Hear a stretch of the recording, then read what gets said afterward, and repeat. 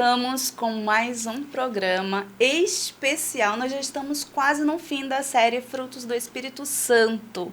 E hoje nós vamos falar sobre 2 temas especiais. Mas antes de nós falarmos sobre o nosso tema, eu quero convidar você a já dar o seu like, já dá logo o seu like aí no nosso vídeo, que vai nos ajudar muito.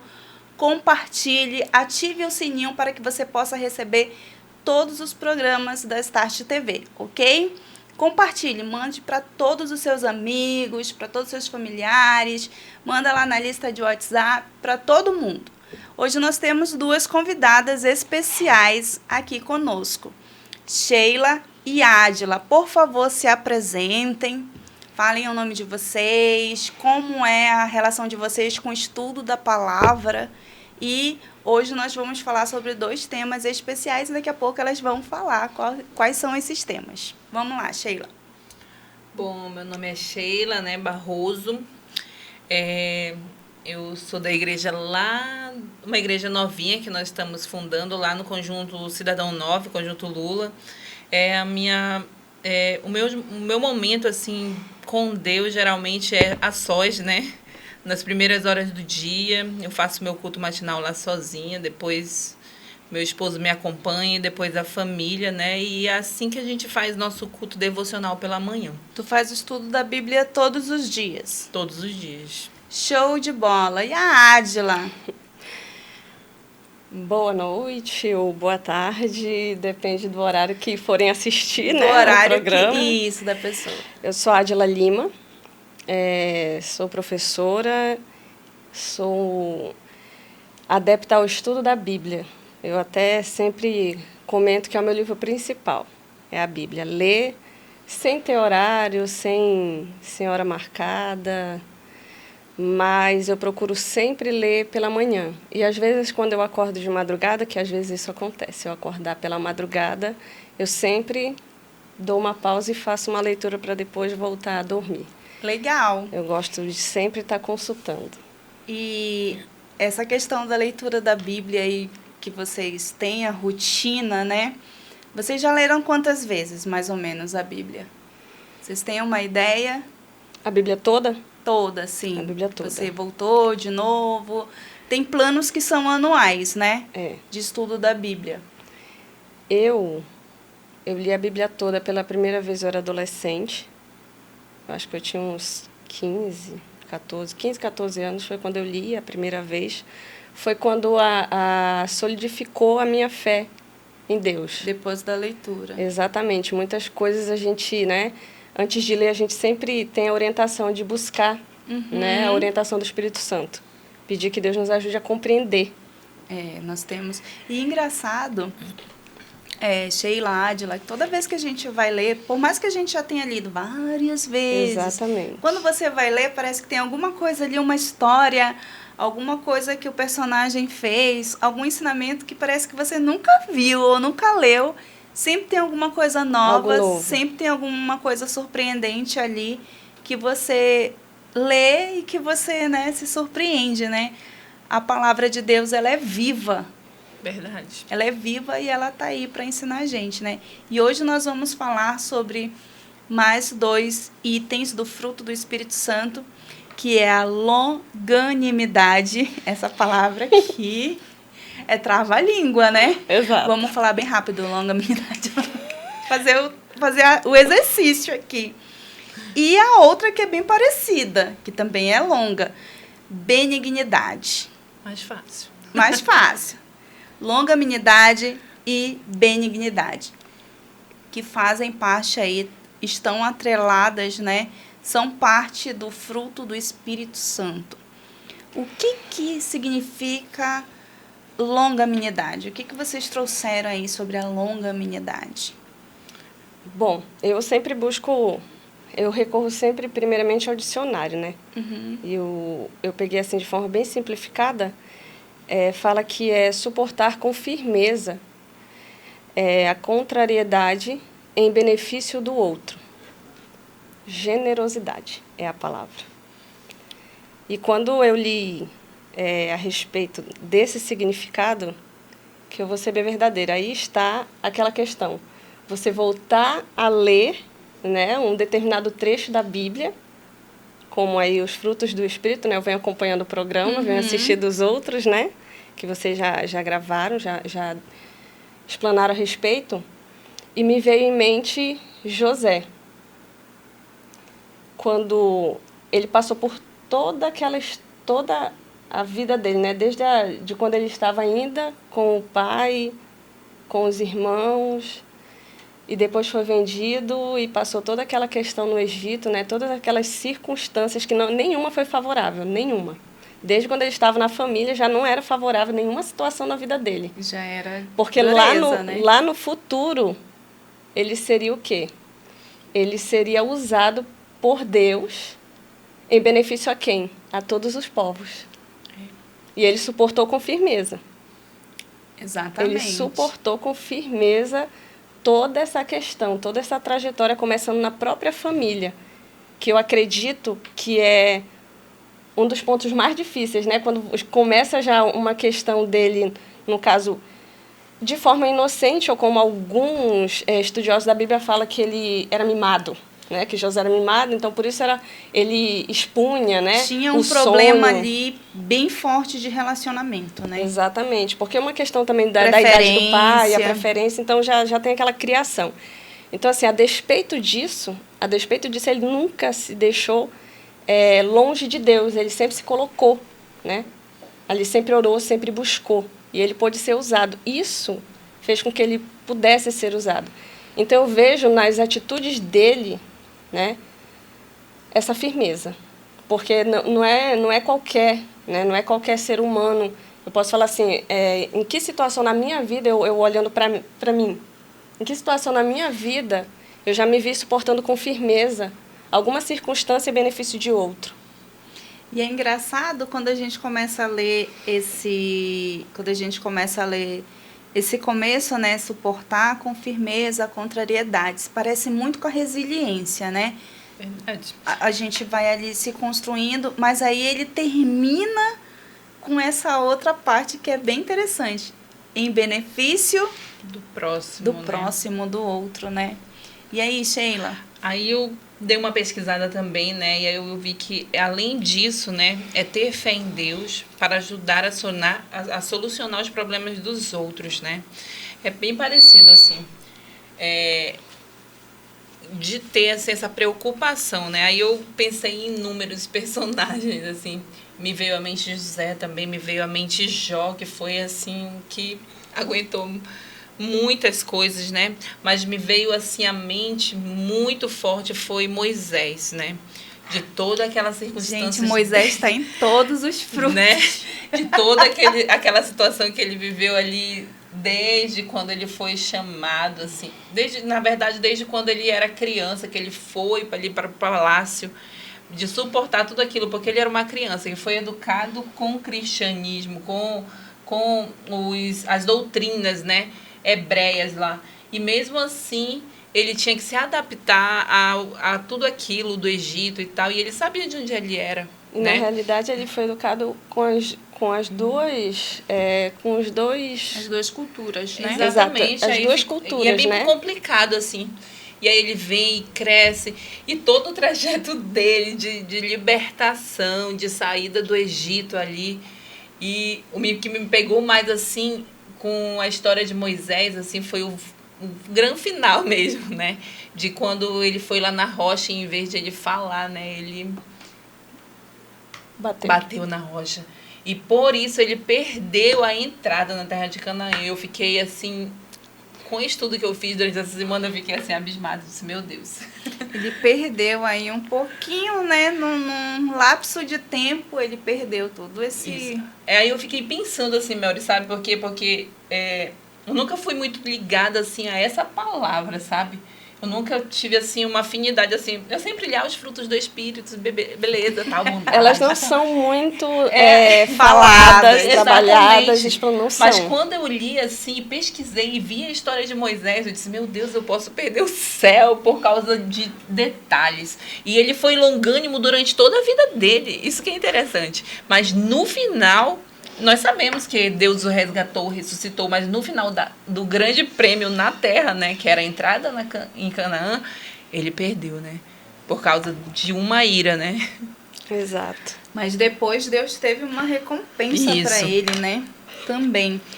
Essa questão do solucionar os problemas dos outros, né? Ter essa aptidão também, ter fé para a gente poder ajudar a solucionar o problema dos outros.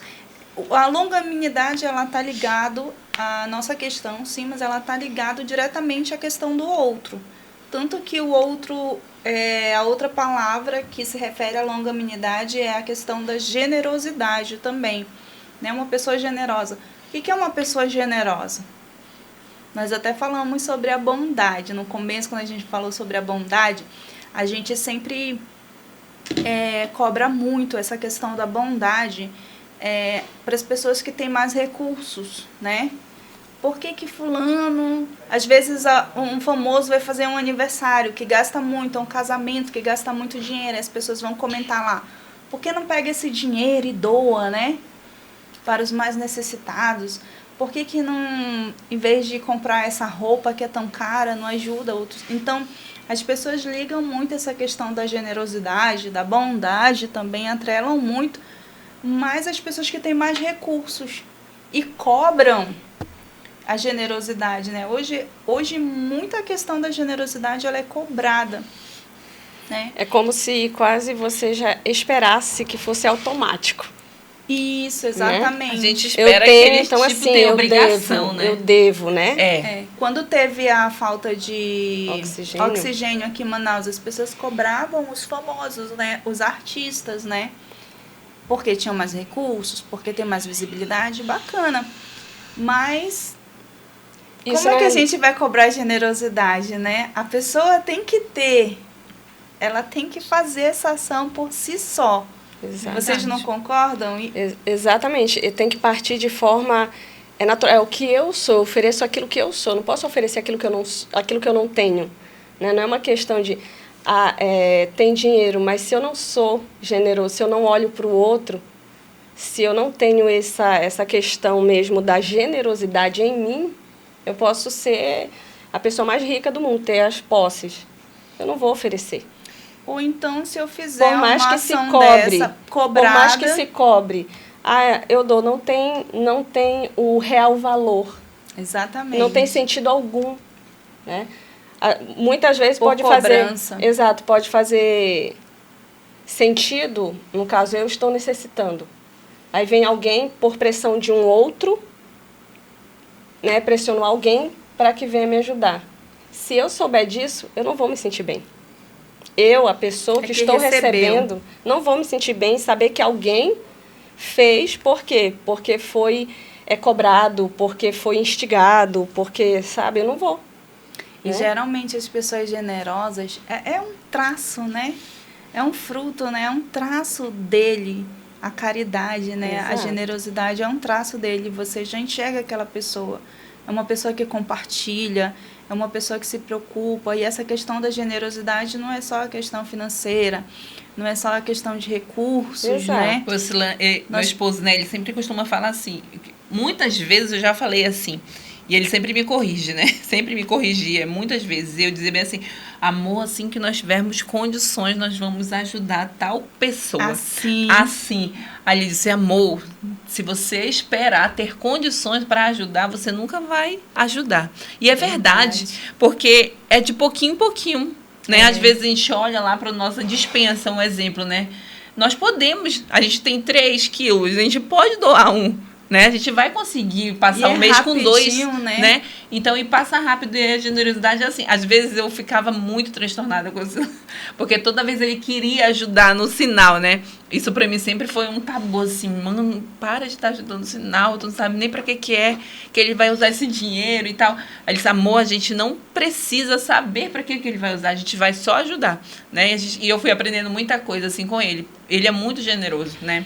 Em quem ele puder ajudar, ele está ajudando as pessoas. Então, eu fiquei aprendendo, assim, e hoje em dia, eu já até dou, assim, já ficou uma coisa normal também, porque eu comecei de ver o outro, né? De estar ali convivendo com ele sempre. É muito rico você aprender. Isso significa que a generosidade, ela pode ser aprendida.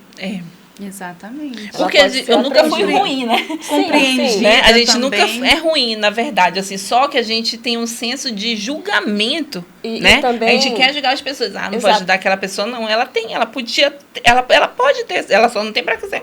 Ela tem isso, como os famosos. Ele tem posses, ele tem isso, ele pode ajudar e tal. Muitas vezes a gente julga as pessoas. exatamente como a Mary, nós comentamos no início de nossas falas, a Mary falou, você citou Moisés, e a Mary falou sobre a questão cultural. Ele recebeu a educação das duas culturas, né? Uhum. Então, assim, ele sabia exatamente o que significava a cultura egípcia e também a cultura hebraica, né? Então, assim, essa questão de você olhar e aprender não significa que a gente seja ruim, mas significa, muitas das vezes, a forma como nós fomos criados. Exatamente. Eu, por exemplo, eu aprendi, né, por questões familiares, que se eu posso ajudar, eu tenho que, por exemplo, está precisando de alimento, então vou lá, o alimento está aqui, né? É um dinheiro, mas assim, para que circunstância?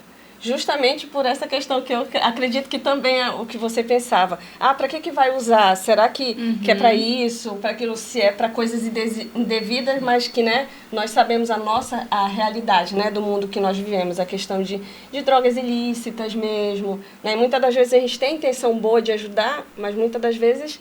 É desviado esse... Exatamente. Pede para tal coisa e é para utilizado em outra coisa. E como cristã, né, que eu sou desde criança, então eu sempre vi a questão da igreja ajudando, né? Ajudando o próximo, ajudando as famílias, fosse vizinhos da igreja ou não, ou alguém... recentemente, eu acredito que eu posso falar aqui, recentemente eu entrei em contato com a Mary porque, a despeito de fazer quase 3 anos que eu estou de volta em Manaus, muitos contatos que eu tenho são assim, da minha adolescência, até da minha infância.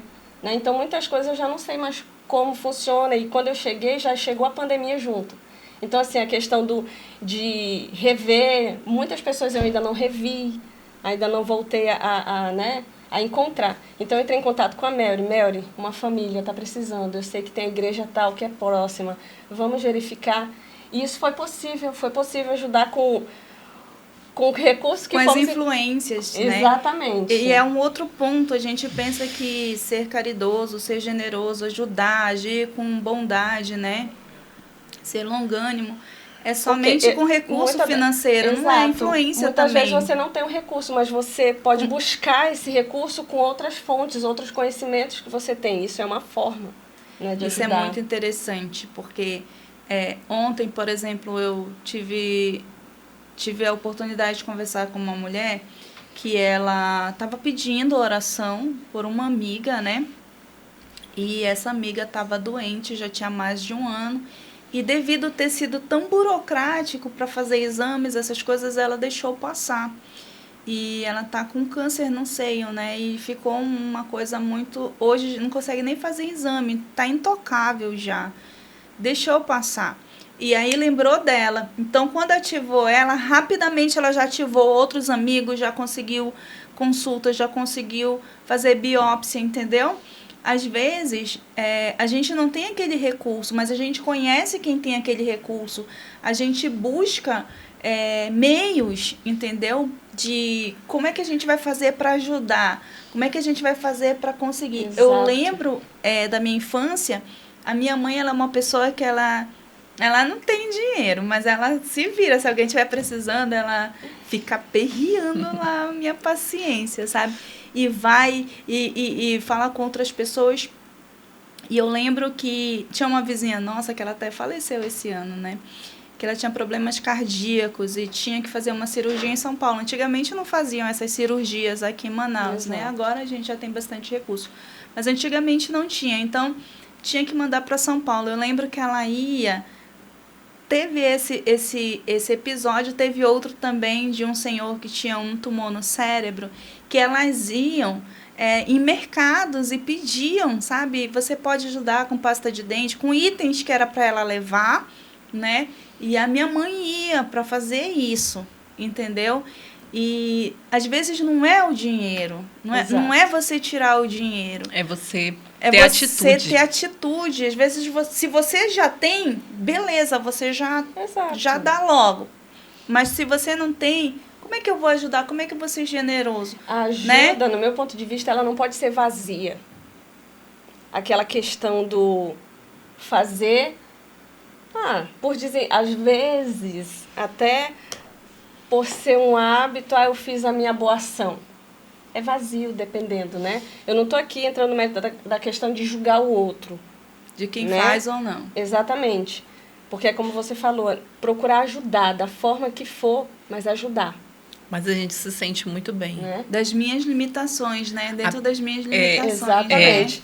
Eu sempre, quando eu procuro ajudar as pessoas, e a sensação que eu tenho é muito boa. Né? Da gente olhar que a gente conseguiu ajudar o ser humano, né? Alguém, às vezes é um desconhecido, né? A gente anda lá pelo Emoan, pelo Secom, e às vezes a gente tenta ajudar as pessoas com alguma informação, com alguma coisa. E um detalhe pode salvar uma vida, informação. Né? Então, são pequenas coisas, assim, a gente fica feliz por ajudar, né? A gente pega alguém na rua, alguém está passando mal, leva para algum lugar. É ser proativo, é ser generoso, é tentar ajudar de alguma forma, né? É com alimento, é com qualquer coisa, né? É isso que engloba, assim, a generosidade. Né? Indo um pouquinho além, nós ajudamos até quando nós damos os nossos ouvidos a alguém. O nosso tempo tão... que hoje é quase que... É um bem precioso. É um bem precioso e quase não se tem mais à disposição essa questão do ouvir o outro. Aqui, ó, o tempo. Né? A gente dá o tempo que você dedica, que às vezes, para mim, que tipo, incômodo, mas para o outro, ele tá com sede de ser ouvido. Eu lembro que, não sei... Não foi na época da pandemia, já existia antes. Criaram um projeto, isso ainda é em São Paulo, né? Mas eu acredito que aqui também tenha. Porque é uma questão das pessoas que se sentem solitárias. Muitas das vezes são pessoas também que têm a questão da depressão, né? A despeito do estágio de depressão, de estar em tratamento ou não, existem pessoas solitárias, né, que não tem essa questão de ir buscar, que não tem um grupo, né, para conviver. Que não tem um grupo de apoio, exatamente. Então, criou-se um programa onde as pessoas elas ficam pela madrugada só à disposição para ouvir ao telefone. Sabe, durante a pandemia mesmo... Isso se estendeu, né? Exatamente. Durante a pandemia, a gente teve um caso, né, da nossa família que ficou lá em casa. A gente não conseguiu nenhum lugar para eles ficarem internados. A gente montou um mini hospital lá em casa, né? Então, a gente foi ajudada pela corrente do bem, né? Através do oxigênio e tal. E teve um dia, né, que eu não sabia que a moça era adventista. E ela me ligou... E aí, como é que foi o atendimento? Vocês foram bem atendidos e tal? Vocês são de alguma religião? Perguntaram. Eu falei que nós éramos adventistas, né? E aí ela disse, como é que foi? Eles estão melhores? Estão muito melhor. Eu agradeci muito e tal pela generosidade que eles tiveram, que foi imensa, né? E no final ela disse assim, eu queria orar com vocês. A gente pode... Cara, aquilo foi tão maravilhoso. Porque a Mary lembra, né? Foi um momento, assim, de desespero na minha vida, muito grande, que era minha mãe e meu padrasto que estavam lá em casa, né? Então, aquela oração, assim, serviu, assim, de um ânimo para mim, e parecia que Deus estava, assim, pertinho, sabe? Ouvindo as minhas orações, que eu precisava daquela oração. Ele ouviu mesmo, sabe? Assim, quando tu sente, não, Deus... Ele me ouviu agora, nesse momento, e ela ligou, assim, não fazia pouco tempo, assim, que eu estava ali conversando, assim, com ele, né, falando de todos aqueles problemas, e eu fui muito grata, né, e as pessoas que são ajudadas, elas são muito gratas. É verdade. Gente, é uma coisa, assim, que muda, é só uma conversa, é só uma oração, né, e transforma a vida da pessoa. Tem uma amiga que ela contou um episódio semelhante a esse, a Thaís. Thaisinha, um abraço para você, para sua mãe e para sua avózinha. A mãe dela estava muito doente, né? E aí uma senhora de uma denominação, não lembro qual era, não sei se era Assembleia, ligou para a mãe e pediu para fazer uma oração. E aquilo também, sabe, levantou ali. Ela falou, a partir daquela oração, houve uma mudança de atitude, né, da minha mãe para reagir a favor da cura, né, a favor da melhora. E foi muito legal. Às vezes é esse tempo mesmo que é doado, né? A gente também pensa muito na questão da generosidade. Por exemplo, como é que eu posso ser generosa lá na minha escola, lá na minha faculdade? Algum amigo que tem alguma dificuldade de aprender alguma matéria, né? Tem dificuldade. Por que eu não posso chegar mais cedo? Por que eu não posso sentar com ele e ajudá-lo? Exato. Também é uma forma da gente mostrar a nossa generosidade. Uma pessoa que está chegando nova dentro da nossa empresa, né? Então, eu acho que é um ambiente assim mais hostil que tem é você chegando novo dentro de uma empresa. Estamos aqui ligadas, os pensamentos ligados, porque as palavras estão... Eu penso, ela está falando. É exatamente isso. Né? A gente chega num local novo e aí é tão bom quando tem aquelas pessoas, né, que vão lá e que ensinam. Isso é generosidade. Que estão que já tem aquela disponibilidade em receber. É proativo, né? Exato, a proatividade, a disponibilidade em te receber, em ser agradável, em estar à disposição para ajudar. Acolher, né? Exato. Essa é a palavra que eu queria falar, acolher. Que muitas das vezes não é questão de você ensinar o trabalho que a pessoa tem que fazer, mas é tornar aquele ambiente um ambiente agradável, né? Sair dessa questão da hostilidade, né? Que parece que está se tornando muito comum com essa questão do distanciamento, né? Que parece que está vindo automático. É verdade, porque as pessoas chegam em qualquer lugar.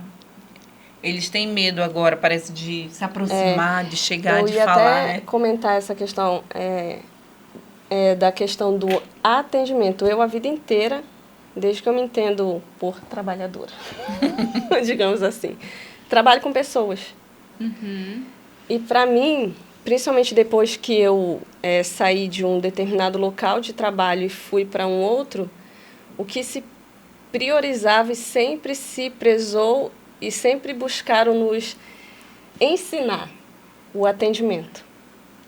Desde o atendimento ao telefone quanto o presencial. E a diferença quando você está com o presencial e automaticamente chega uma ligação, né? Da seguinte observação: quem está ao telefone não está sabendo do teu contexto ali, mas quem está ali, que está sendo atendido, está sabendo desse contexto. Então, muitas das vezes pode aguardar um pouco para você dar uma explicação para a pessoa que está ao telefone. Isso me remete a Deus, a Cristo quando esteve na Terra. Não teve uma pessoa que passou por ele que não tenha sido abençoado com as palavras. Não importa quem fosse, não importa se era rico, pobre, magro, gordo, não importa se era fariseu,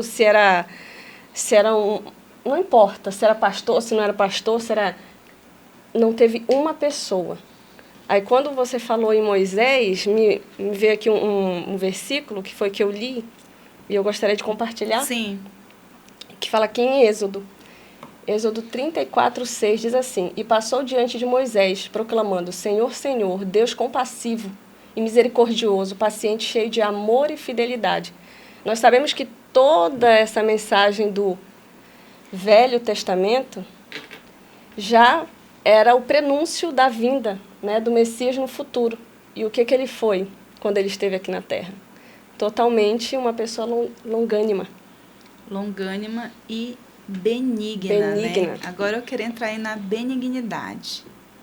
O que nós temos aí de benignidade que vocês podem falar pra gente? Na minha opinião, humilde, ela complementa a longanimidade. Ela é bondade? Não. Porque dá para confundir, né? A bondade... Exato, por isso que eu estou falando que para mim é um complemento. É verdade. Mas a gente já teve o fruto da bondade, agora é diferente. Exato. Parecido, mas é diferente. Uma palavra assim que eu acho que é a palavra, é o significado é ser íntegro, né? Para mim, é aquele que não é maligno, já diz aí. É aquele que sempre pensa no bem do próximo, com a longanimidade. A longanimidade, ela traz assim, é ser paciente, é não ser impaciente, né? É não ser impaciente, é ter paciência, é não ser ansioso, saber o tempo certo. E a benignidade, ela vem aí complementando isso, de dizer que você não é maligno, quer dizer que você tem não é você ser bondoso, é você ser uma boa pessoa. A gente quer fugir dessa palavra. Né? Não é ser bondoso. Eu prestei atenção que benignidade não é ser bondoso, é ser uma boa pessoa, né? Quer dizer que tem a ver com o caráter da pessoa. É isso que tem a ver benignidade, né? Que na realidade, o ato. Exato. Quando eu faço o ato, eu sou benigno. Exatamente, você faz. Você vai fazer aquilo que você é, né? E isso vai definir o tipo de caráter que você tem, suas atitudes. Não é? Eu penso, logo estou ali agindo. E essa questão da maldade, né? Que a Sheila falou, quem é benigno, ele não tem a maldade, né? Não tem ali a questão do traço da maldade. Hoje em dia, a gente vê tantos crimes por besteira, né? A vida humana, aparentemente, não tem sem valor. Qualquer valor, né? A gente viu recentemente um rapaz que foi assassinado porque foi pedir para ser pago, lá no Rio de Janeiro, numa área nobre do Rio de Janeiro, no Leblon. E ou ataques também, né? Aqui em Manaus também, essa semana, foi bem destaque do rapaz que agrediu o outro rapaz que foi fazer uma entrega. Como é que está o nível, né, de maldade no coração mesmo, de agressividade, de ira, que tudo isso é o contrário desses traços que a gente está trazendo aqui. E quão importante é e quão melhor seria a nossa sociedade, a nossa comunidade, se nós pensássemos mesmo, e não estou falando de religião, não estou falando de igreja, exato, eu estou falando de comunidade, eu estou falando de sociedade, de viver em sociedade. De respeito ao próximo. De respeito. Quão bom e quanto nós íamos ganhar como sociedade se eu, como mãe, incentivasse o meu filho a ter esses traços. Não precisa ser de igreja, não precisa de religião. Não precisa um rótulo. Não precisa um rótulo. Não precisa de um rótulo. E isso deveria ser colocado dentro do coração das pessoas. A gente não ia viver tendo, né? Vendo todos esses cenários que hoje são terríveis, gente. Já pensou uma pessoa ser agredida, tá aí indo trabalhar, ser agredida, trabalhou, não recebeu, ser morta, né? E vários outros casos aí que chocam o país, né? De crianças também, pessoas de dentro da casa que matam filhos, que matam as crianças, né? Hoje parece maldade, que isso é maldade. Já faz parte, é automático, não sei se vocês concordam comigo, mas é automático você já pensar como que o seguinte pensamento vem à mente. O que eu posso fazer para me proteger desse mundo? Parece que a vivência já é essa. É verdade. Né? O que eu posso fazer para que tal coisa ruim não aconteça comigo ou com alguém da minha família? Hoje está assim. Então, as nossas forças, as forças do ser humano hoje, elas parece que estão canalizadas para a sua autoproteção. Sabe, eu li assim sobre os frutos do Espírito, totalizando eles, assim, que para a gente precisa estar em comunhão diária com o Espírito Santo, né? E por que acontece assim? O nosso mundo, ele está tão cheio e está tão cheio de coisas, que a longanimidade, que é uma coisa que é para ter paciência, que é para ter generosidade, valores, que é para né? ter valores, São que valores. A benignidade diz que a gente tem que ser íntegro e tal. Isso tudo está se passando com um tempo cheio de compromissos, que a gente só pensa na gente, só pensa em ganhar nosso dinheiro, nosso sustento, sustentar nossa família e deixar os outros para lá. Então é muito difícil, hoje em dia, é muito difícil as pessoas se preocuparem com o outro. Eu acho que, por exemplo, a gente consegue aprender? Consegue, beleza, como adulto. Mas eu acho que é mais difícil o adulto aprender. Mas essa nova geração, essas novas crianças que estão nascendo, que estão surgindo, né? Você falou um ponto bem interessante. A gente está preocupado na manutenção da nossa família, né? O que vai comer, o que vai vestir, o que vai fazer final de semana. E às vezes a gente se esquece de incutir esses pontos que são traços de caráter para a bondade. Às vezes a gente falou isso muito no programa passado sobre a mansidão, né? A paciência e tal. E hoje o mundo ele prega uma coisa assim completamente diferente, né? Você tem que ser pra cima e tal, cheio de cá. Precisa ter isso também. Mas a gente precisa desse equilíbrio e eu acho que isso a gente consegue muito fazer, por exemplo, na nossa casa, como pai, como mãe, como tia, né? Se a gente tem uma pessoa que está ali em desenvolvimento, é ensinar, compartilhar. Você tem 2 biscoitos, dá um biscoito pro amigo, né? Você acha isso certo que você fez? Ensinar, né? Trazer uma qualidade. Quando meu filho, ele já tinha ali pelos 8 anos em diante, mais ou menos, eu sempre pegava uma qualidade para falar com ele, entendeu?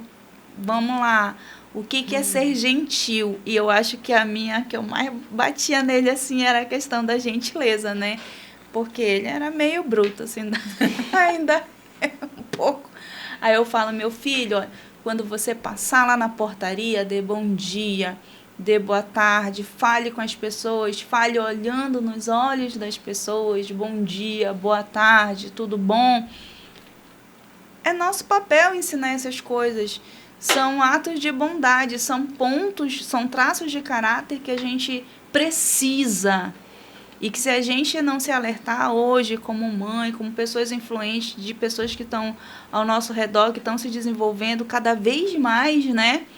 Vai ser mais difícil e a gente vai viver nesse cercadinho aí. Exato. Poxa, como é que eu consigo me proteger, né? Como é que eu consigo me livrar? Como é que eu consigo me manter segura? Como a Sheila comentou, as forças, as prioridades são essas, coisas. Né? Coisas funcionais, o ter, a preocupação. O ser tá... Exatamente. Essa semana eu estava comentando, acho que com alguém, eu não sei sobre com quem era sobre esse ponto aí que a Mary falou de ensinar a nossos filhos, né?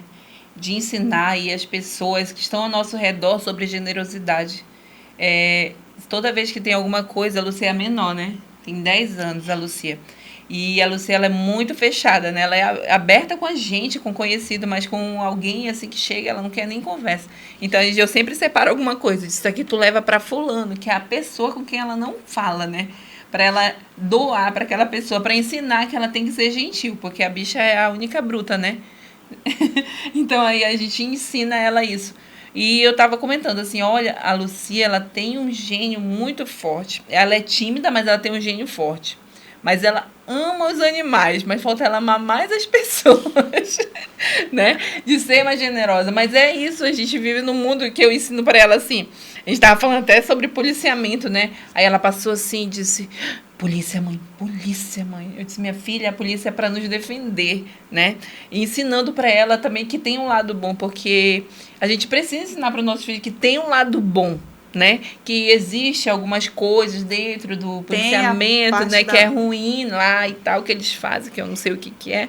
Mas eles são para nos defender. Você tem que respeitá-los, tá? Você chega com eles, se acontecer alguma coisa com você, você procura um policial, né? Então, eu tento ensinar esse negócio que ela precisa ser bondosa, que ela precisa ser gentil, que ela precisa conversar com as outras pessoas sobre isso, né? Ela é muito fechada. muito, né? E a generosidade dela não é a questão de ela ser ruim, é a questão dela ser muito tímida. De ir lá, né? De ir lá, ela não quer ir, se esconde e tal. Mas a gente tem a oportunidade de sempre estar trabalhando, né? Essa questão aqui do suportar com firmeza a contrariedade em benefício de outrem, quando você fala essa palavra aqui, você pensa logo em quem? Suportar com firmeza. Suportar com firmeza a contrariedade. Quem é... Para mim, isso se parece muito com mãe. A palavra que eu já ia falar. Isso me remete a mães. Mães. Eu sou professora, né? Então, assim, eu até costumo falar, o meu laboratório sempre foi a escola. Desde eu jovenzinha, comecei a trabalhar em escola e foi quando eu me encontrei querendo ser professora num belo dia, né? Tipo, minha mente antes, mesmo eu trabalhando em escola, era direcionada para outras ideias. Ali, para mim, era só para eu ganhar um dinheiro, para poder me dar um recurso para eu fazer meus estudos e, enfim, continuando. Quando eu me descobri, eu já queria ser professora. Já estava apaixonada pela profissão. E aqui estou sendo professora, graças a Deus. Então, trabalhar com crianças, eu costumo dizer também trabalhar com os pais, porque é um mundo. Você não lida só com as crianças ali, você também tem que lidar com a família, muitas das vezes todas, é avó, é tio, depende muito. Então, assim... não é só aquele contexto de sala de aula, né? Não é. Então, quando você vê uma mãe, que eu já ouvi muitas histórias, se eu com um pouco mais de 10 anos como professora, tem histórias que nunca vão sair da minha cabeça, de mães que suportaram muita coisa, estavam dispostas a suportar mais ainda pelos seus filhos. Que coisa, né? As mães, os pais também, às vezes, o pai, ele se sujeita a trabalhar em 2, 3, 4 empregos, cansado, né? E às vezes em algum emprego, assim, que é difícil, né? Ou às vezes suporta uma humilhação num trabalho, porque eu vou suportar isso aqui porque eu preciso desse dinheiro, desse sustento, porque outras pessoas dependem de mim. Exato. Que legal! Isso é ser longânimo, né? Você suportar essas contrariedades, você suportar essas dores em benefício de outros. Eu lembro de uma das, eu posso compartilhar aqui, já faz uns bons anos, mas essa história me marcou. Era uma mãe, né? Ela criava o filho sozinha e eles estavam vindo de uma outra escola, né? E chegaram até a escola que eu trabalhava e ele passou a ser o meu aluno. Na época eu era professora de 4º ano. E aquele meu aluno, quando chegou no 4º ano, para mim, naquele momento ele não era nem alfabetizado, só para vocês terem uma ideia. E eu trabalho muito com a família. Eu não tenho nenhum tipo de atitude, eu não tomo nenhum tipo de atitude com a escola antes de conversar com o pai ou com a mãe. Isso aí é uma premissa, eu posso trabalhar em qualquer escola, isso é um perfil meu. Eu aprendi que é assim e é assim o certo. Então, eu lembro de sempre estar ali com a mãe, né? Mesmo com essa questão. Mãe que cuidava do filho sozinha, para tudo era ela ali, né? Eram os dois. Solo. Eu já sabia. Então, assim, eu sempre buscava um momento que ela pudesse ir na escola, porque eu sabia da realidade dela. E quando ela podia, ela ia. Chegou um momento que ela disse assim para mim, professora, eu vou tirar ele da escola. Isso era meados já do meio, mais ou menos, estava chegando junho. E ela se esforçava muito, tudo que eu pedia, ela fazia, eu conversava com ele, ela conversava também, mas assim, sabe quando parece que você está fazendo de tudo e nada? E não era só uma questão, a questão de ele não estar alfabetizado, era todo um contexto, né? Se a gente for também se delongar. Mas o X da questão ela já estava quase desistindo. Porque ela já estava fazendo tudo que estava ao alcance dela. Estava ali, resistindo, mas já não estava mais, por toda a questão também financeira. Então, ela tinha receio de ele não conseguir e, tipo, todo aquele investimento não gerar o resultado esperado. E eu conversei com ela. Eu falei na questão, que aí está a questão, né? Tempo. Não era uma pessoa que era do meu convívio, mas era uma pessoa que estava ali naquele ano comigo, né? E o filho dela era meu aluno. Então eu sentei, conversei com ela e ela pôde se abrir comigo. Ela se abriu. Para eu saber que ela já estava quase desistindo, ela foi na escola, né, num determinado momento e falou: professora, eu vou tirar da escola por isso, por isso, por isso. Eu falei: não, você não vai tirar da escola. Você vai tirar da escola se realmente o que você for me falar seja uma questão assim, ó, financeiro, algo que não seja alcançável. Mas se for por questão de estudo, por questão de alcançar o objetivo, ele vai alcançar. E você, até hoje, não desistiu. Não é agora que você vai desistir. Se for por falta de ajuda, eu estou aqui. E eu vi naquela mãe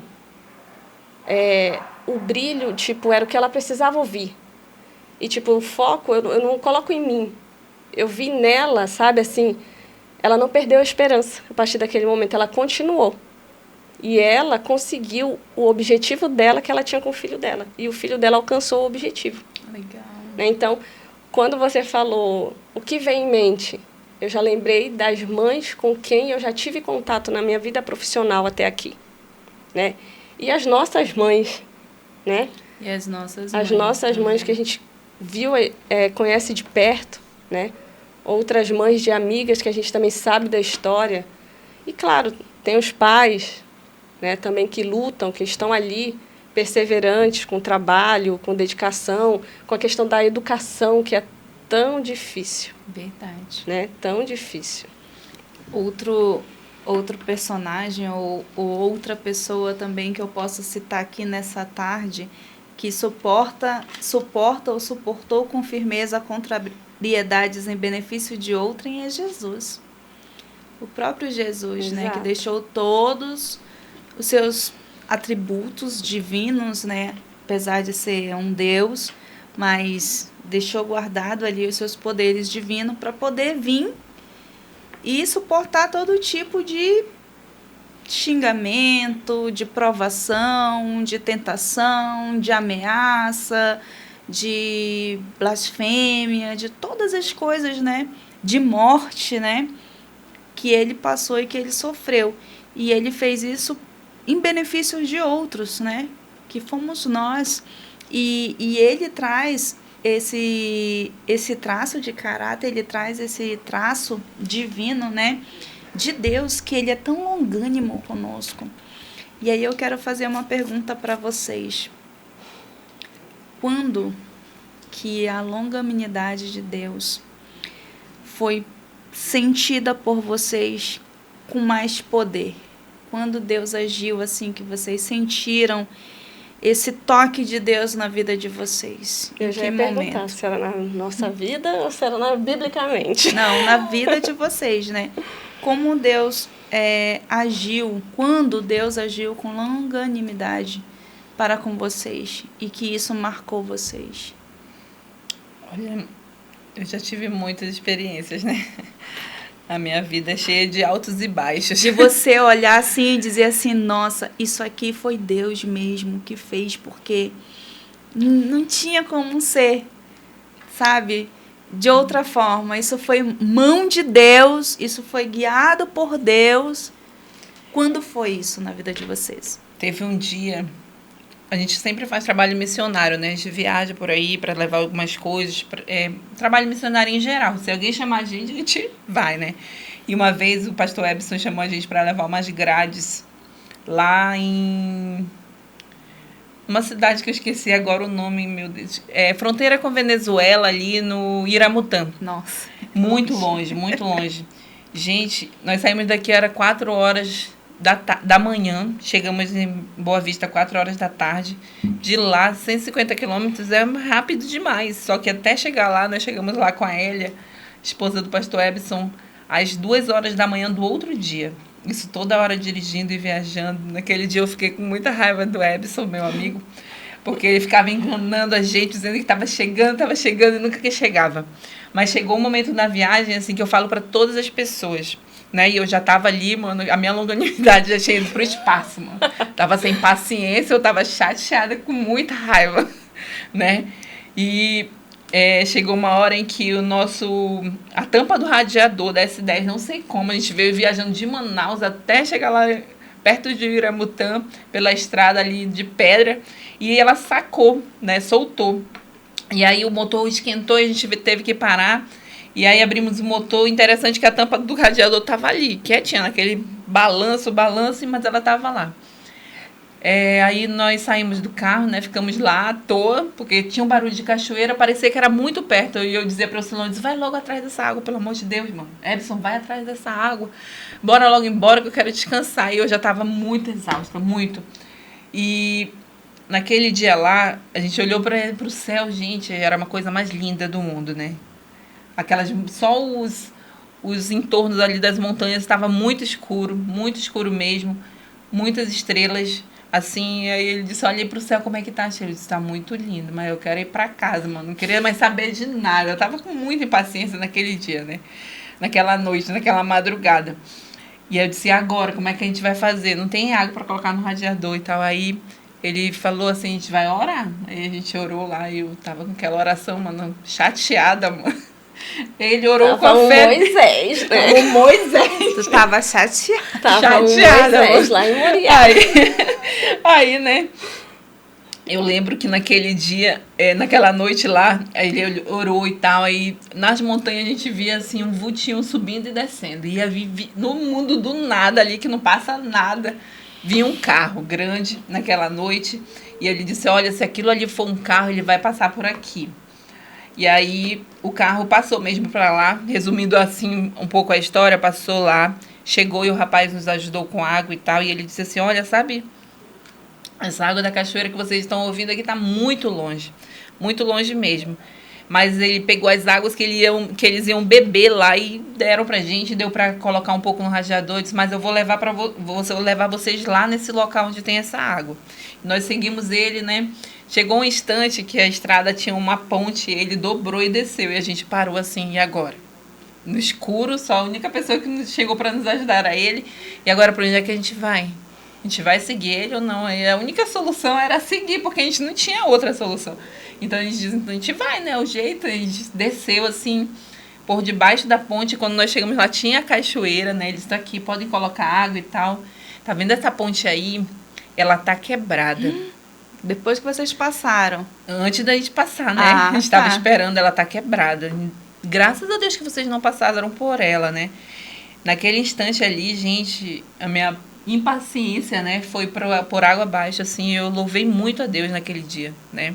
Eu disse, como eu sou tão impaciente, tão bruta, né? Se passasse pela ponte. Se nós passássemos, nós estávamos com nossos filhos, né? Com o Ebson, com as grades da igreja para lá, para a missão. Se nós passássemos naquela ponte, com certeza nós não estaremos aqui hoje, né? E quando nós chegamos lá, minha paciência não tinha voltado totalmente. E eu disse para o Ebson, olha, Ebson, tu não chama amanhã a gente de manhã, tá? Pelo amor de Deus. Nós chegamos lá 2h30, a Elia estava com uma sopa e o Ocilão ia pregar. Eu disse, o Ocilão não vai pregar. Eu braba, né? E não chama a gente de manhã, que a gente vai descansar, pelo amor de Deus. E de 2 horas até 5h30, eu não sei como que foi o sono dos justos. Deus nos deu um sono maravilhoso e nós acordamos 5h30 da manhã. E quando eu abri ali aquela porta, gente, aquele local era simplesmente magnífico, lindo, né? Então Deus, assim, ele usou de uma benignidade, de uma longanimidade para conosco, assim, imensa, né? Ele foi tão misericordioso de dizer, vocês são desse jeito, né? Vocês fazem essas coisas, vocês são tão impacientes, mas está aqui o presente, né? E foi um presente mesmo, né? Deus salvou as nossas vidas, nos deu um lugar maravilhoso para passarmos aquele sábado com Ele, foi magnífico, muito bom. Que lindo. E você, Ádila? Qual foi o momento que Deus foi longânimo ali, benigno, que marcou você? Inúmeras vezes Deus demonstrou essa longanimidade. E eu posso dizer que a minha história foi marcada recentemente. Eu vou procurar não chorar. Quem senta nessa cadeira chora. Eu vou me vez. chorar. A Nera, Ela viveu. deixa tu comigo, meu. Pode assistir os outros podcasts também. Não, brincadeira. Vai lá. Eu estava grávida. Engravidei o ano passado, em maio. E eu sou aquele tipo de pessoa que vive intensamente, mas eu vivo assim. Eu vivo intensamente. E quando eu pensava, eu sou professora, sempre trabalhei em escola, e quando eu sempre olhei para uma criança, eu sempre vi algo de extraordinário. É uma responsabilidade tremenda, tremenda. E eu, particularmente, sou admiradora de todas as mães, principalmente as que eu tive contato. Então, assim, sempre procurar me dedicar muito, até hoje, com relação a dia de mãe e dia de pai. E meus alunos, assim, sempre adoraram. Eu deixo um momento assim porque é importante. Então, desde sempre, eu sempre orei a Deus que se um dia fosse para ser o meu momento, Ele saberia o momento. Então, já começa daí. Já começa daí. Desde que quando você se entende, imaginando assim, um dia eu posso ser mãe, então minha oração sempre foi essa, desde sempre. E é tão verdade que eu sei que Deus cuidou. Logo que eu soube que eu estava grávida, os 3 primeiros meses foram assim, né? Eu estava capenga o tempo todinho. Aí chegou o 2º trimestre, uma beleza, né? Dizem que a lua de mel da gravidez passa aqueles enjoos. Isso, que é o 2º trimestre é a lua de mel, né? Que tudo de bom, você tá... E realmente, eu, graças a Deus, tive uma gestação muito saudável mesmo. Por isso, a minha surpresa quando eu fui a uma consulta de rotina, já estava no 3º trimestre, tinha acabado de iniciar, já estava um pouco inchada, o que é considerado normal. Só que um belo dia eu acordei com o meu rosto inchado e eu me conheço da ponta do meu cabelo até a ponta do meu dedo. Eu falei, alguma coisa está errada, porque o pé tudo bem, mas o rosto inchado...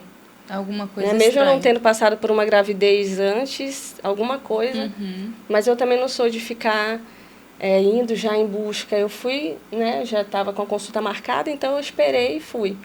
Para minha surpresa, minha pressão estava alta, mas aparentemente também normal, né? Vamos fazer de tudo para evitar uma pré-eclâmpsia, vamos entrar com a medicação e tudo. E só para vocês terem uma ideia, eu não consegui, nessa reta final, eu não consegui atendimento com a minha médica. O que para mim, que eu sou muito sistemática, foi algo que me incomodou muito. Eu ir com alguém que não tinha me acompanhado em nenhum momento na minha gestação. Não sabia o histórico, né? Exato. E eu orei a Deus, como eu sempre fiz a minha gestação toda. Não teve um dia que eu não tenha entregado a minha bebê a Deus. Não lembro de nenhum momento que isso não tenha acontecido. Resumo da ópera, eu orei. Eu falei, Senhor, eu não sei quem vai me atender, mas que o Senhor esteja, né, com a pessoa, com esse profissional, que ele, né, me instrua, numa próxima consulta eu vou. Só que aí foi que desandou tudo. Naquela semana eu já estava com a receita de qualquer alteração você tem que correr para a maternidade, sua próxima consulta é daqui a 7 dias. No 7º dia, eu já estava tendo a minha filha no parto de emergência, porque ou eu ou ela, naquele momento, iríamos sobreviver, pela gravidade, que ainda ninguém tinha falado. Por quê? Porque eles não queriam assustar e nem atrapalhar, e nem me deixar preocupada, né? E depois do parto, assim, as intercorrências todos os dias, era assim, eu fazia os mesmos exames, tirar sangue todo dia, passar quase o dia inteiro no hospital, eu e o Cid ficamos assim. Foram 7 dias assim terríveis, de muita preocupação. E eu vi a hora de perder a minha filha. Tanto que quando eu fui na segunda-feira, né, depois da consulta do dia 21, no dia 27 eu falei para a médica que eu nunca tinha visto na vida e nem ela me conhecia. Ela até disse, ela se assustou também. Ela falou, já era para você estar internada. Os batimentos cardíacos da minha filha já estavam a menos de 120. Nossa. Coisa que nunca tinha acontecido e ela já estava perdendo peso, desde o domingo. E eu disse a ela, eu falei, eu não quero perder minha filha. Todo dia eles me mandam de volta para casa. Eu não quero voltar para casa. Eu quero ficar no hospital. Eu quero que façam alguma coisa. E foi quando essa médica tomou atitude, mandou relatório para a equipe médica toda do hospital. E foi quando eles me internaram. Eu já não conseguia... Quando eu saí do consultório dela na segunda-feira para ir para a maternidade, saí de Flores para Cachoeirinha. No final da tarde, eu não conseguia mais andar. E foi quando a médica entrou com medicação um pouco mais fortinha, né? Para controlar, porque aí a minha saúde que já estava... Meu bebê já estava em sofrimento, né? Querendo ou não, já estava. E a minha saúde já estava total debilitada. E mais para frente foi descoberto, né? Meus rins que estavam sofrendo devido a uma anemia também que já tinha se apresentado, mas assim, que eu já estava medicando, mas não deu tempo de corrigir. Então, pressão alta junto com anemia, meus rins sofreram. Eu tive que entrar para o meu rim voltar a funcionar, isso depois do parto, porque depois do parto foi que eu fiquei ruim mesmo. Graças a Deus, como eu falei, o milagre começou aí, de conseguirmos fazer o parto a tempo.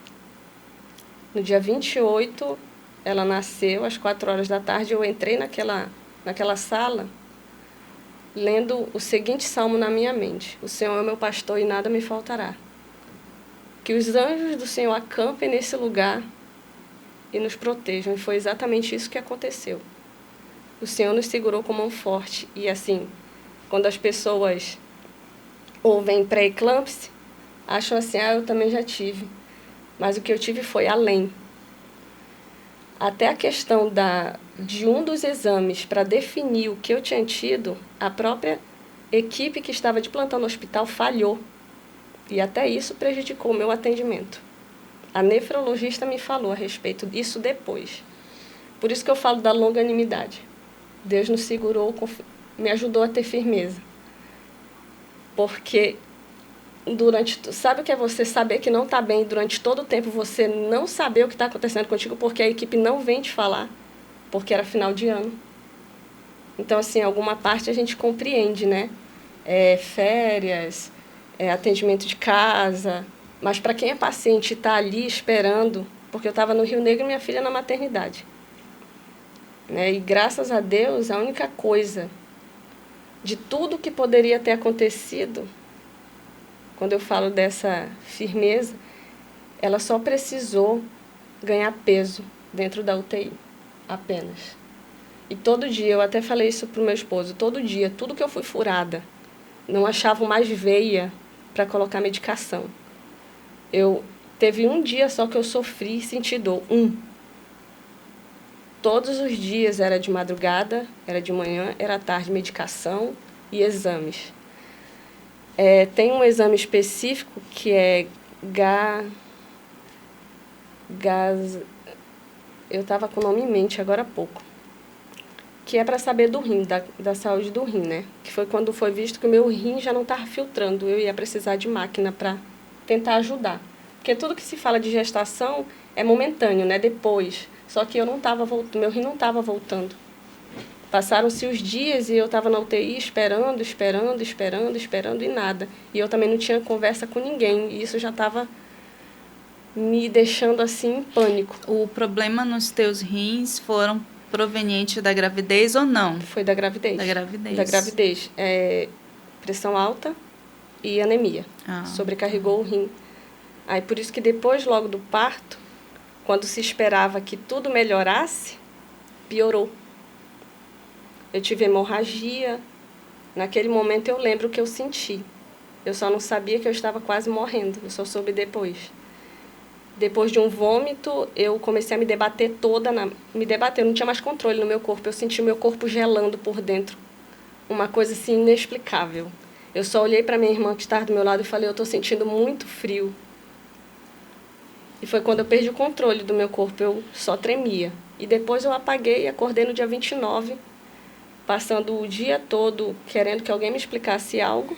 e ninguém me explicou. E já no final da tarde eu indo para a UTI do Rio Negro. E depois disso foi que a luta começou, né? Aí eu passei por 2 hemodiálises com previsão de terceira. E assim, com a esperança. Foi quando eu disse assim, eu escrevi no Instagram e eu falei de forma particular para os meus amigos, né, tanto aqui de Manaus quanto meus amigos de São Paulo, da época da faculdade, todos estavam intercedendo e eu dou graças a Deus por isso, porque essa família nos dá o apoio, né? A nossa família de sangue e a nossa família que Deus envia ao longo da nossa vida, né, que se tornam nossos amigos. Que vocês fazem parte, né, dessa família. Quando as minhas forças se encerraram, porque eu fiquei sem força, foi quando vocês seguraram a minha onda, literalmente. Seguraram a minha onda. E eu disse a Deus, eu falei, eu só aguardo, eu vou só esperar. Eu saí da UTI, fui para a enfermaria ainda, né, com essa questão, né, e eu via todo mundo saindo da enfermaria pegando alta e eu lá. De todo mundo que pegou, de todo mundo, quando eu entrei naquela enfermaria, a última que saiu fui eu. E eu louvo a Deus por isso, porque eu saí. Amém. Eu saí antes do previsto, com alta da terceira hemodiálise, porque depois que eu fiz a segunda, com muita luta, que eu passei por muita luta no hospital, dentro do hospital, por muita luta. Por muita luta, tentando manter o controle, conversando com um profissional aqui, conversando ali, porque em muitos momentos eu estava sozinha, eu não podia ter acompanhante, né? E a gente conhece, né? Algumas coisas a gente sabe, a gente sente. Então, assim, foi muito difícil. E ali eu tinha a Bíblia, tinha um livro que eu indico a leitura dele, A Verdade sobre os Anjos. Muita coisa eu estou aprendendo com a leitura desse livro, que há muito tempo eu queria ler e nunca tinha priorizado essa leitura. É uma boa leitura, A Verdade sobre os Anjos. É da escritora Ellen White. Então, ali, Deus me fortaleceu todos os dias, me dando a esperança de que o momento certo chegaria, mas não pertencia a mim saber o momento, né? Que é justamente essa questão, suportar com firmeza, esperar no Senhor, né? Nessa pessoa que nos segura com mão forte, que guiou o povo no Egito, né? O personagem que nós acabamos de falar aqui, Moisés, que a despeito de ele não ter entrado na Canaã terrestre, hoje ele está na Canaã celestial. Então, o maravilhoso de tudo isso está no espera no Senhor. E essa longanimidade, ela...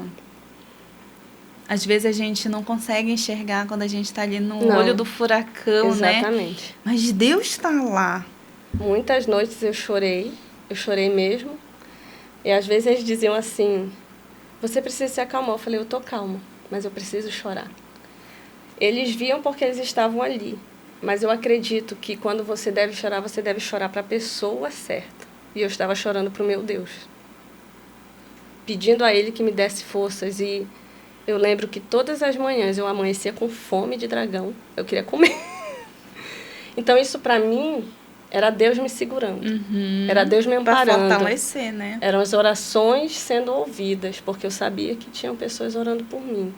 Eu não tinha comunicação com ninguém, mas minhas amigas que me acompanharam a minha gestação à distância, elas sentiram, porque elas viram que eu me comunicava, mandava foto. E parou, né, de falar. Né? Exatamente. Então, procuraram informação e encontraram. Meu telefone tocava, né, ficou com a minha irmã. Então, através dessas atitudes, foram se tomando conhecimento e uma rede de oração foi se formando. E na primeira semana de janeiro, foi quando o milagre se concretizou, finalizou. No dia 2, como eu falei para vocês, dia 29 foi quando eu adentrei a primeira vez a UTI. Eu saí da UTI no dia 30, com a seguinte fala do médico responsável pela UTI e nefrologista. Era só uma questão de administrar a medicação. No dia 31 eu tive que voltar com um quadro muito mais grave, que era esse. O rim sem filtrar. Por isso que eu estava inchada. Por isso que eu já estava inchando, não era por causa da pressão alta, era por causa do meu rim. Né? Mas como que a gente vai pensar nisso? né? Se é difícil para um profissional identificar, né? Imagina eu. E eu nunca tive nenhum problema de saúde grave, nunca na minha vida, nunca. Então, até para mim foi tudo muito estranho, até lidar com isso, né? O medo. Eu me preocupava muito com os meus pais, porque, né, você sabe já da questão que aconteceu, né, o ano passado. Então, eu pensava, Senhor, se for da tua vontade, eu estou aqui. Uma coisa eu sei. Teve uma vez, a gente às vezes não entende, né, quando a gente fala certas coisas, mas eu digo que Deus já estava me preparando há muito tempo. Teve um dia, eu com o Cid no carro, eu olhei para ele e falei, se alguma coisa acontecer no meu parto, escolha a criança. A gente ainda não sabia o sexo. Eu falei, escolha a criança. Porque eu não ia suportar. Eu não ia suportar eu ficar. Então eu disse a ele até ignorou, ele falou, o que é normal, né? Ele disse, para com isso, vai dar tudo certo. E quando esse momento difícil chegou, eu falei para Deus, Senhor, o Senhor me preparou. Quantas madrugadas eu acordava sem saber o porquê que eu estava acordando. Eu ia orar, eu ia ler a Bíblia. Então, tudo que estava na minha cabeça, eu estava com a Bíblia do meu lado, mas tinha dia que eu não tinha força para abrir a Bíblia. Mas Deus me deu força e me trouxe a lembrança de tudo que eu já li. Que é aí que entra aquelas questões, né, que a gente já aprendeu. Se você leu, você tem de onde tirar força. Uhum. Se você conhece, você sabe onde buscar, né? E você só sabe disso quando você vive. Não dá para você falar algo que você não viveu. Você até pode falar, mas você não fala com propriedade, né? Você fala, é igual ensinar. Eu posso ensinar, mas se eu vivenciar, eu vou ensinar melhor, né? Eu vou fazer com que a pessoa chegue mais perto, né, daquela situação. E foi assim que Deus fez comigo. Ele me ajudou. Ele mostrou que eu ainda tenho algo a fazer. E o mais importante é isso, é cuidar da minha filha, criar. E hoje ela está ali, dormindo. Está ali dormindo e comendo, dormindo e comendo. E você está aqui. Exatamente. Então, eu louvo. Quando você falou isso, eu até já comecei a palpitar meu coração desde o... Porque é isso. Foi algo que Deus fez na minha vida que mudou minha história. A partir daqui, é outra coisa. É outra vivência, né? É outra vivência. É uma dependência que a gente nunca imagina que pode ter de Deus, mas a gente chega nessa dependência. Porque a gente entende que a gente não tem força. Moisés não teve força, porque nós somos seres humanos. Sem Jesus que esteve aqui, ele falou, Pai, se for possível, passa de mim esse cálice. Mas ele estava firme. A gente tem uma fronteira, né? Que nessa fronteira, quando a gente chega em determinadas provações, determinados problemas, e a gente chega no limiar dessa fronteira dos problemas, nada importa. O dinheiro que você tem, nada. A partir daquela fronteira ali é você e Deus. Está nas mãos dele. E muitas vezes eu entendia isso, eu ouvia. Mas eu fui entender quando eu estava ali no hospital. Naquele momento de até imaginar que eu poderia passar por hemodiálise para sempre, poderia ser algo permanente. Teve um dia, foi um desses dias que eu não tive... A primeira hemodiálise que eu fiz, né, no dia 2, depois eu fiz no dia 4, com muita insistência, porque quase que foi adiada, mas eu não queria que fosse, porque eu estava já no meu limiar. Eu falei com o médico, graças a Deus, fez o médico do plantão. Ele fez de tudo e me colocou lá para fazer. Eu fiz de madrugada, voltei, já era mais de meia-noite pro quarto, mas fiz e fiquei feliz. Aí eu já estava preparada para a terceira hemodiálise, né? Qual foi a minha surpresa? No dia 5, tirei a sonda, porque eu estava com a sonda, né? Eu estava fazendo xixi tudo normal. Tanto que eu fazia 3 horas. Filtro, né? Eu fazia só 3 horas de hemodiálise, porque não precisava perder líquido. Né? Então, aí eu já louvava a Deus por isso. Né? E foi um pouquinho aterrorizante em saber assim que talvez eu ficaria crônico, né, que falam. E uma enfermeira entrou e eu perguntei por causa da terceira hemodiálise, e eu falei assim a ela, eu falei, eu gostaria de saber se eu vou fazer hemodiálise, porque estava marcado. Aí ela falou, você é da hemodiálise crônica, né? Para que ela foi falar aquilo? Essa palavra. Não, quando ela falou hemodiálise crônica, eu já fiquei muda, porque assim, eu fico muda, eu fico sem palavras, eu fico, como se fala, não é tímida aquela palavra, eu fico intrínseca. Eu já me prendo, eu já fico dentro dos meus pensamentos. Antes. Exato, eu já fico dentro dos meus pensamentos. E quando foi no dia 6, a médica falou, vamos tirar a sonda. Aí eu falei, já fiquei feliz, né? Para verificar a questão da ingestão de líquido e também a saída de líquido. Tudo certo, mas eu só soube mesmo que estava tudo certo no dia 7, que foi quando eu recebi a alta. Primeiramente, eu recebi a alta da hemodiálise. A secretária dela entrou na sala e falou, você está de alta da hemodiálise, seu rim já está funcionando, está melhor do que o nosso. Legal. Amém, né? Que bênção. Eu louvei a Deus, fui pro banheiro tomar banho, porque eu não queria nem tomar, porque estava uma coisa muito na minha perna, né? Foi feita na minha perna, então estava muito, muito doloroso e assim não podia molhar e eu estava muito sensível, muito sensível. Aí eu fui, né, pro banheiro para tomar banho naquele dia e lá eu orei a Deus, agradeci a Ele. Aí ok, saí, minha tia estava comigo nesse dia, minha tia que foi ficar comigo. Entra a enfermeira para falar comigo. Paciente Ádila, eu falei, sou eu. Você vai receber alta hoje do hospital. Olha, que legal. Então, assim, foi como eu disse, no dia 7, tudo começou no dia 21. Dia 28 foi o parto, dia 29 começaram as minhas intercorrências e demorou mais 7 dias, foram 14 dias no total, né? 14 dias entre 7 do início do problema e 7 do processo ao milagre. Resolver. Então, literalmente, uma das médicas até falou para minha irmã assim, você é uma pessoa de fé. Porque eu poderia não estar aqui hoje. E assim, às vezes a gente pensa assim, né, que pode, mas eu não soube de nada, porque não tinha como saber e eu aprendi algo. Deus age Deus é também o Deus do silêncio, principalmente. Né? E eu nunca fui muito de ficar falando a meu respeito, a não ser com pessoas próximas. Né? Eu não sou muito, eu tenho um pouco de dificuldade. Eu falo, converso sobre qualquer assunto. Mas para falar assim das minhas coisas, eu acho... Eu não gosto muito, né? Porque eu acho que não sei, não é muito interessante.